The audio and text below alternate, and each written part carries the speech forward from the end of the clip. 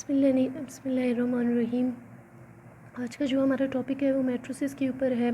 सबसे पहले तो हम मैट्रिसेस की यूज़ेस के बारे में बात करते हैं कि मैट्रिसेस की यूज़ेस क्या है, किस किस फील्ड में हमारे पास यूज़ होते हैं। Matrices are basically used in basic and social sciences, mathematics, physics, statistics, computer science and DTC. ठीक है, मैट्रिसेस के हमारे बहुत ही जो यूजेज है वो बहुत ही ज़्यादा वास्ट यूजेज है।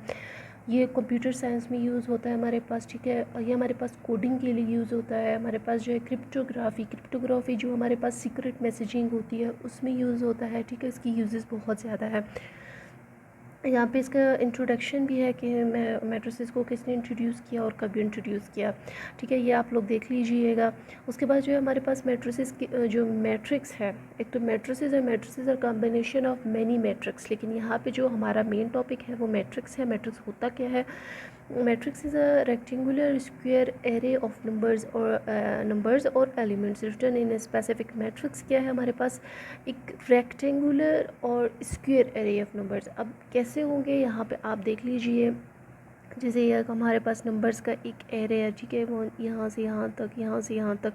ठीक है, ये हमारे पास ये सब हमारे पास रेक्टेंगुलर के फॉर्म में भी हो सकता है, स्क्वायर के फॉर्म में भी हो सकता है। अब हम बाकी आगे डिस्कस करेंगे कि रेक्टेंगुलर फॉर्म में किस तरह के होंगे और स्क्वायर फॉर्म में किस तरह के होंगे। यहाँ पे जो हम जो चीज़ डिस्कस करेंगे वो है ये है कि कॉलम्स, और सबसे पहले तो हम इनके ऑर्डर्स को देखेंगे। ठीक है, और इसकी टाइप्स को देखेंगे, ऑर्डर ऑफ मैट्रिक्स देखेंगे, टाइप्स देखेंगे। सबसे पहले तो ऑर्डर ऑफ मैट्रिक्स देखने के लिए हमारे पास रोज़ का और कॉलम्स का जानना ज़रूरी है कि आया रोज़ क्या होते हैं और कॉलम्स क्या होते हैं। तो जो ये हमारे पास जो कॉलम है, ठीक है, जो इस तरह का जो लाइन जा रहा है, ठीक है, ये जैसे रो 1 लिखा हुआ है यहाँ पे 190, 195 टू 200, तो ये हमारे पास क्या है? रो है एक। ये एक रो हो गया, ये हमारे पास दूसरा रो हो गया। ठीक है, ये हमारे पास दूसरा रो हो गया, ये हमारे पास पहला रो हो गया। अब कॉलम्स की बात कर रहे हैं तो देखिए यहाँ पे हमारे पास पहला कॉलम हुआ, ये हमारे पास दूसरा कॉलम, और ये हमारे पास दूसरा कॉलम हुआ, और ये हमारे पास तीसरा कॉलम हुआ। ठीक है, तो ये क्या है? कॉलम्स है। जो हमारे पास यहाँ से जो यहाँ तक ये हमारे पास रोज़ है, जो इस तरफ जा रहे हैं ये हमारे पास रोज़ है, और जो ये इस तरफ आ रही है ये हमारे पास कॉलम्स है। तो यही कॉलम्स और यही रोज़ के थ्रू हम लोग जो है ऑर्डर ऑफ मैट्रिक्स को डिस्कस करेंगे। एक मैट्रिक्स का ऑर्डर क्या होता है।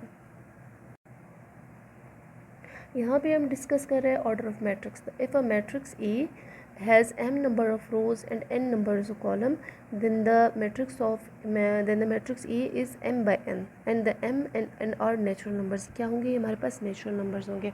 अब m क्या है और n क्या है? ठीक है, m हमारे पास रिप्रेजेंट करता है रोज़ को। ठीक है, और n हमारे पास रिप्रेजेंट करता है कॉलम्स को, और ये हमेशा हमारे पास नेचुरल नंबर्स के फॉर्म में होंगे। ठीक है, 1 2 3 4 5 6 7 8 अप टू सो ऑन। तो यहाँ पे क्या है कि हमारे पास m बाई n के फॉर्म में होंगे। अब n बाई n, अब यहाँ पे देखिए हमारे पास एक एग्जांपल है। इस एग्जांपल को छोड़े, अब पहले इस एग्जांपल को देखें। Find the order of B. Find the order of B. अब हमारे पास एक मैट्रिक्स है जिसका जो मैट्रिक्स का ख़ुद का नाम जी, ये जो कैपिटल लेटर है, ये इसके हम लोग मैट्रिक्स को हमेशा डोनेट करते हैं कैपिटल लेटर से। तो अब हमारे पास कोई मैट्रिक्स है, अब हमने उसका ऑर्डर बताना है कि उसका ऑर्डर क्या है। अब आप देखेंगे यहाँ पे नंबर ऑफ़ रोज़ क्या है।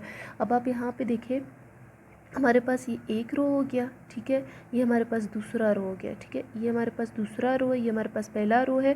तो हमारे पास नंबर ऑफ़ रोज़ क्या होंगे? 2 होंगे। ठीक है, ये 1 और ये 2। अगर आप नंबर ऑफ़ कॉलम्स को डिस्कस करेंगे तो देखिए हमारे पास कितने नंबर ऑफ़ कॉलम्स है। ये हमारे पास एक नंबर ऑफ़ कॉलम है, ये दूसरा नंबर ऑफ़ कॉलम है। तो नंबर ऑफ़ रोज़ भी हमारे पास 2 है और नंबर ऑफ़ कॉलम्स भी हमारे पास 2 है। तो यहाँ पे जो ऑर्डर है वो 2 बाई 2 का है, यानी 2 क्या है? ये हमारे पास रो के लिए, ये हमारे पास मैट्रिक्स के लिए, और इसको हम रिप्रेजेंट करेंगे 2 बाई 2। ठीक है, इस तरह से ये हमारे पास रोज़ के लिए, ये हमारे पास कॉलम्स के लिए। अब यहाँ पे जो है ये हमारे पास मैट्रिक्स सी है, और यहाँ पे हमने इसका ऑर्डर को डिस्कस करना है कि इसका ऑर्डर क्या होगा। ऑर्डर क्या है? Number of rows into number of columns. अब आप देखेंगे कितने रोज़ है?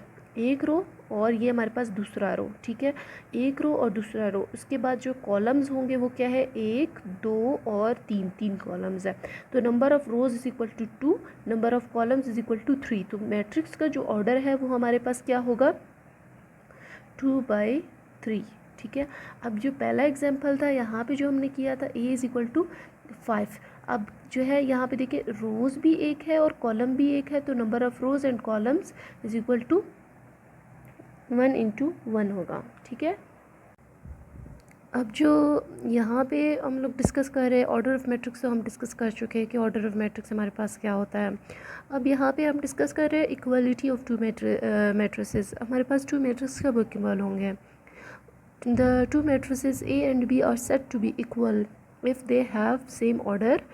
क्या होंगे? उनका ऑर्डर को सेम होना चाहिए, यानी अगर 2 by 2 है, ठीक है, नंबर ऑफ़ रोज़ और नंबर ऑफ़ कॉलम्स को एक होना चाहिए, और जो their corresponding elements are equal, यानी उनके जो कॉरस्पॉन्डिंग एलिमेंट्स है वो भी इक्वल होना चाहिए। जैसे यहाँ पे अगर ए है तो यहाँ पे ए होगा, यहाँ पे बी है तो यहाँ पे बी होगा, यहाँ पे सी है तो यहाँ पे सी, यहाँ पे डी है तो यहाँ पे डी होगा। फॉर एग्जांपल अगर ए की जगह मैं ले लूँ 3, तो अगर इधर 3 होगा तो इधर लाजमी इधर भी 3 ही होना चाहिए, तब हमारे पास मैट्रिक्स क्या होगा? इक्वल होगा। पहले ये है कि number of rows and number of columns उसमें सेम होना चाहिए। अगर इसमें 2 रोज़ और 2 कॉलम्स है तो इसमें भी 2 रोज़ और 2 कॉलम्स होंगे, यही बात। और दूसरी बात जो होंगी, उनकी जो एलिमेंट्स होंगे वो सेम होंगी। अब एलिमेंट्स कैसे सेम होंगी? अगर यहाँ पे कोई फॉर एग्जांपल कोई एलिमेंट है वो 3 एग्जिस्ट कर रहा है, तो यहाँ पे अगर 3 एग्जिस्ट कर रहा है तो यहाँ पे लाजमन 3 ही एग्जिस्ट करना चाहिए। देन क्या होगा? A is equal to B, तो मैट्रिक्स हमारे पास इक्वल होंगे। दूसरा जो हमारे पास टाइप्स ऑफ मैट्रिसेस में है, हमारे पास सबसे पहले है रो मैट्रिक्स। अब रो मैट्रिक्स हमारे पास क्या होता है? Matrix having 1 row with n columns. क्या होगा? उसका जो सबसे मेन बात होगा वो 1 रो होगा उसमें और n नंबर ऑफ़ कॉलम्स होंगे। मस्ट ये है कि रो को 1 होना चाहिए, कॉलम्स जितने भी होने चाहिए ये नेसेसरी नहीं है, नेसेसरी है कि रो को 1 होना चाहिए।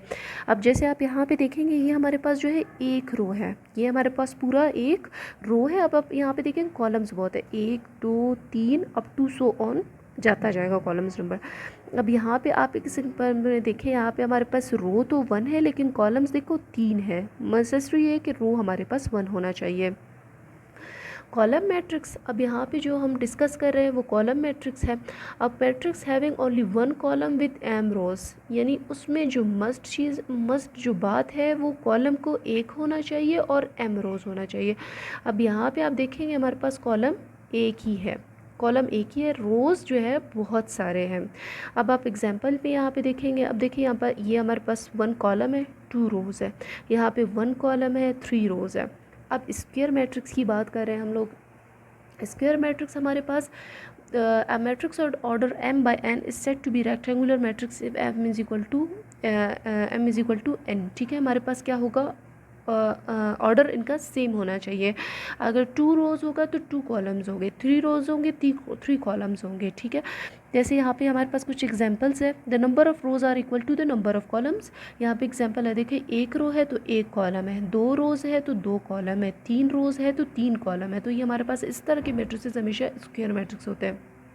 यहाँ पे जो हम डिस्कस कर रहे हैं वो हमारे पास रेक्टेंगुलर मैट्रिक्स है, ठीक है। रेक्टेंगुलर मैट्रिक्स में हमारे पास क्या है कि नेसेसरी नहीं है कि हमारे पास number of rows is equal to number of columns होना चाहिए। अब जैसे आपके पास यहाँ पे एग्जांपल है, जैसे 2 -1 3 2 एंड 4 एंड 5, ठीक है, एलिमेंट्स है। यहाँ पे हमने देखना है कि हमारे पास रेक्टेंगुलर मैट्रिक्स किस तरह का होगा।